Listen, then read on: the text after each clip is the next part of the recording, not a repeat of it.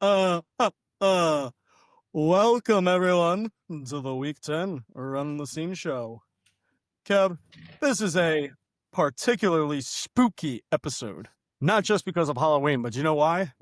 Why? Because this week we are dealing with the games that are the ghosts of preseason rankings. That's right.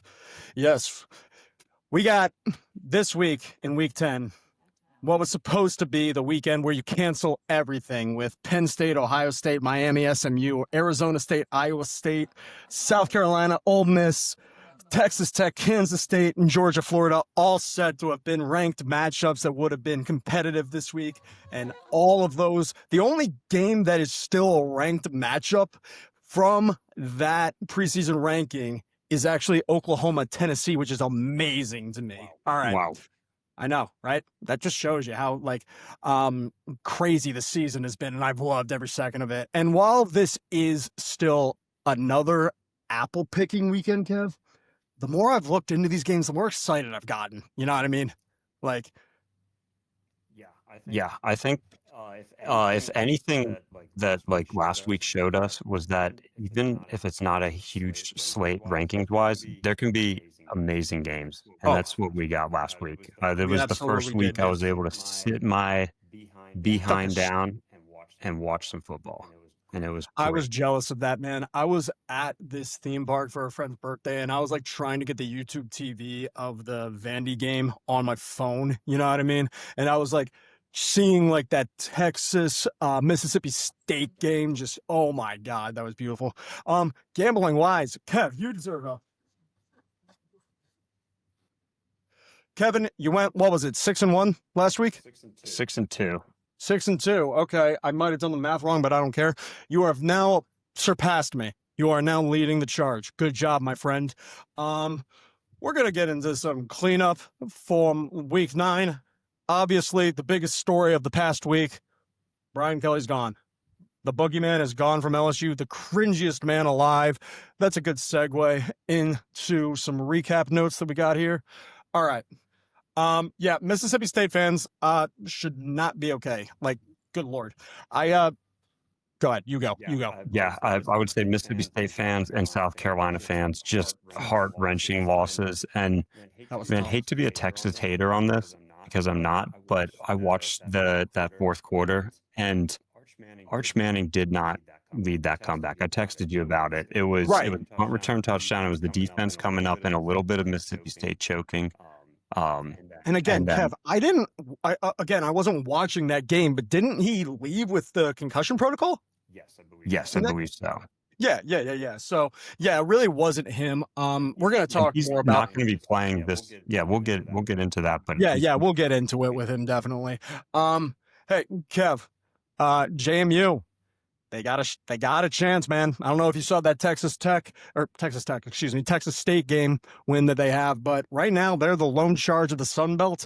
And I don't know if you saw that graphic that I showed you earlier, but it's like where it kind of shows all the different contenders and who still needs to play another contender kind of deal. JMU is one of the only two group of 5 teams that doesn't have to play another contender, and a big chunk of that is the American Conference just is about to cannibalize in on itself. Speaking of which, one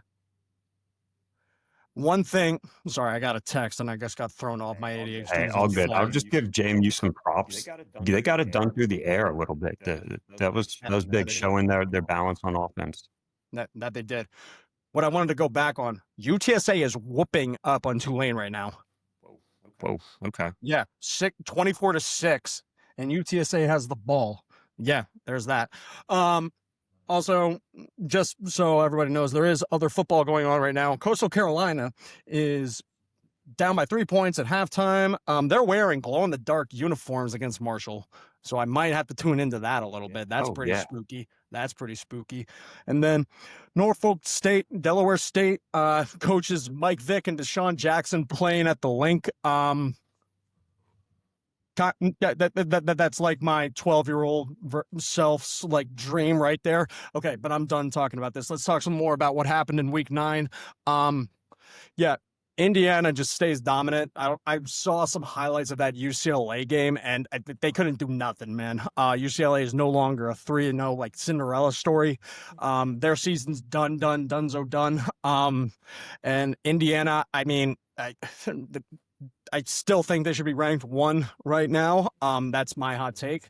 But yeah, I mean, and yeah, Kev, did you see that Haynes King has entered officially the Heisman race in a lot of conversations? Yes, and the toughness of that guy, he's something. I gotta say, even though Georgia Tech beat my Hokies, our Hokies, I like their game plan. On third down, the coach sends in, when they're on defense on third down, the coach sends in a fresh set of legs, like 5 guys who are just going to go blitz. Yep. Been resting up on the sideline. That's exciting. They play exciting ball, and I think they have a relatively easy next few games. I might be. Yeah, no, they have they have a cakewalk game. I think and we mentioned this last week. They have a cakewalk schedule. It's going to be Georgia is going to be their last test. And that's really going to show what their gumption is. But to your point about Haynes King, one tidbit I learned the other day that has nothing to do with his play style. His dad was a football coach, and his dad used to say to him, "You need to toughen up. I don't think you're good enough to play for me." Wow. That's talk about ball guy status. I love that, man. Lane Kiffin. I'm moving on to the next point. Sorry, I'm all over the place. Lane Kiffin. Is he going anywhere? Dude, I saw, and I think we talked about this last week. I saw articles like, where's he going to go? Florida or Florida State? He's got a tough decision to make. I don't think he's. I think like everyone's expecting that Ole Miss will have dropped a couple games by now that they haven't. Yeah. And Lane Kiffin would start looking for the exit. But the coach who's doing that is Brent Venables. Yeah.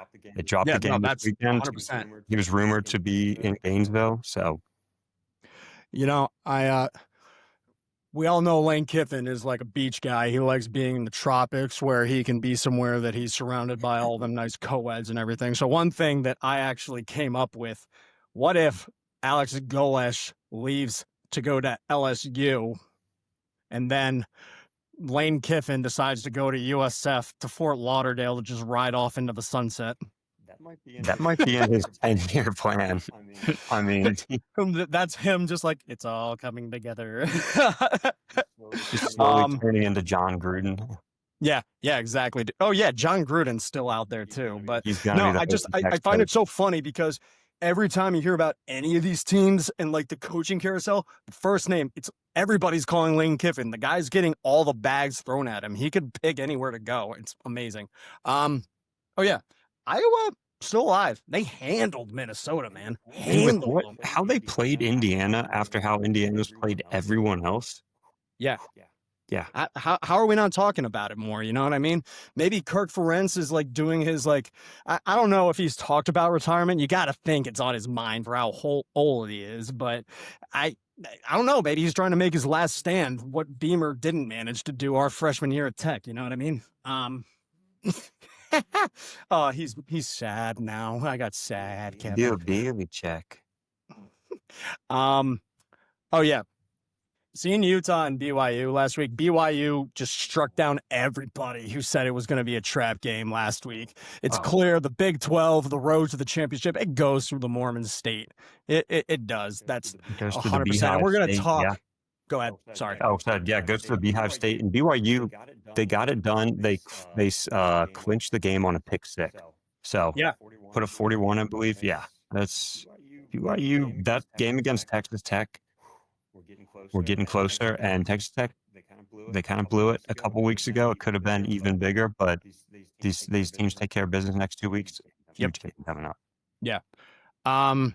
We already talked about the American Conference, probably about to cannibalize itself. Yeah, I can spell. Diego Pavia, hell yeah. Did you see that post-game interview? No. Did he say hell yeah? No, somebody just, and this is one of the points I had. So I saw a tweet, and it was a video where somebody asked him, do you think after your performance this season that you should be in the Heisman race? And he just goes, hell yeah, I think I should. And somebody tweeted about how ignorant that makes him sound. Shut up. Shut up. The guy's 25. He's probably going to get a backup job at best when he goes to the draft this off season. I saw the Jaguars might pick him up. That's a mock draft position, which could be cool to see him with Trevor Lawrence. But yeah, come on, let the kid live. Stop being soft. He's a good college QB and he's doing great over there. Yeah. And as somebody who loves the UFC, part of the reason you love it is because people cut promos for themselves.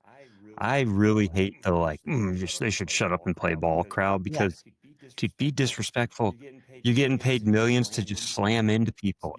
You're essentially prize fighters, just with a little bit more steps involved. So, yeah.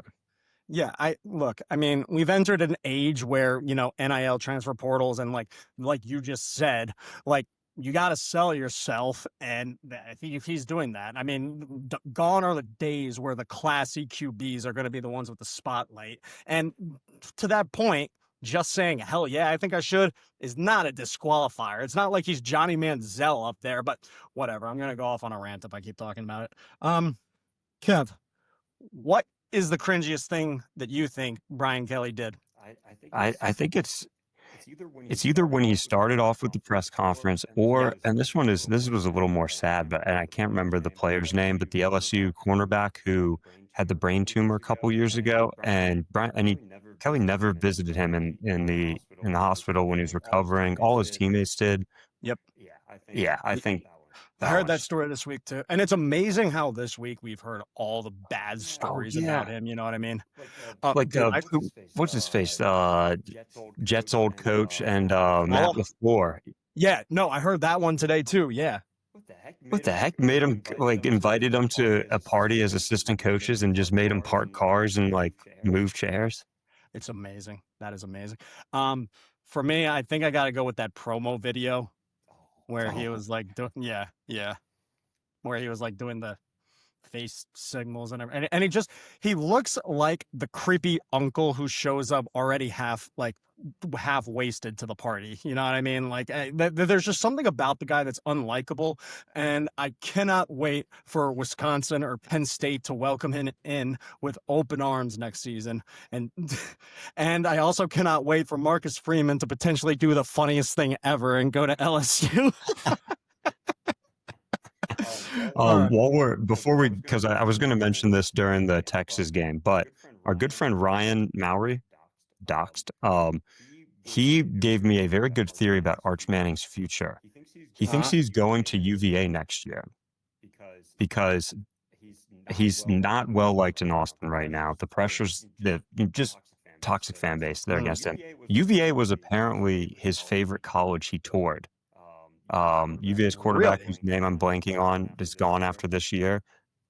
Dude, it could be a good fit for him too, and that makes me sad. But you think that they would? Is Chandler? Chandler Morris, I believe, is a grad transfer. Let me check. You can double check that. Yeah, I'll double check it. But my whole thing with that, and I don't want to spoil the show because we're going to talk Texas, and as a graduate student. Okay, yeah. So that means he's out. Jesus, I can't. Okay, first of all, I'm sweating. I'm like, and I'm gonna turn my light back on so I can't see my notes. But okay, fair enough. Yeah, it's spooky. Yeah, okay, that's crazy to think. That is very crazy to think. But I got more notes on Arch here in a second. I'm going to disagree with that take. Okay. But yeah, we'll get into it. All right. The Heisman race.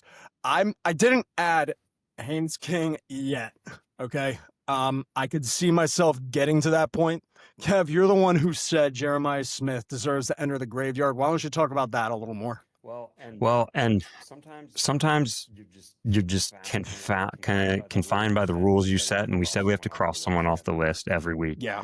And this one was Diego Pavia didn't have a great game. They still got the win. I think it's just that quarterback bias, which is why Jeremiah Smith's going.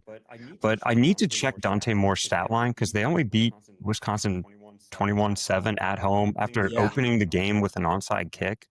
What was their coach up? I mean, maybe he does that. That's what people were thinking. Who, Dan Lanning? Nah. Dan Lanning. You saw that interview after the State game. Yeah, him and Mike McDaniel. No, but I was thinking Dante Moore too. Because and Kev, I gotta come forward with this. Because of how low my account I got, and I didn't actually bet any of my picks. I only made one that what I thought was a good pick. Can you guess what that was? Was it Oregon? Maybe like 20 plus. Team total over. That's the second time you've got burned on Oregon team total. I'm over. done. Yeah. I'm done. And you know what? The more we talk about it, the more I'm going to trap myself into wanting to switch to Dante Moore, but I'm not quite there yet. I think his numbers are still in the game. But yeah, and then also we don't have Brandon Sorsby on here. We're going to talk about him a little bit too. He's showing up big. There's just too many names for me to want to put on there, and we're trying to follow the rules, but we'll see what happens. I do still. All right, but we got to go back to our 3 picks of the week. You went first last week, right? Sure. Okay. I mean, I'm going first this week. Julian saying Diego Pavia, Trinidad Chainless. Okay. Well, you can pick one of them the same. Let's do that. I wasn't going to pick Diego. Okay. So give me Trinidad. Give me Marcel Reed, that Texas A&M offense. Maybe they were playing against a dead body in the second half, but they looked great. They were trailing at halftime, I think 18-14, something like that. So, and then, man, how do you not do Mendoza? Yep, I knew you were going to say that. Ty Simpson would probably be number 4 there. So, yeah. They're all just playing insane ball right now. Mm-hmm. And look, I get that looking at this, Diego Pavia maybe doesn't have the numbers compared to the rest of those guys. I just think game time explosiveness, the kid does have some. I say kid, he's a full-grown adult. He's 25 years old. But he does have a case. We'll see how it goes. Vanderbilt still has some gauntlets to go through. That being said, let's get into some games, shall we, Kev? Yes, let's do it. Some spooky games. Also,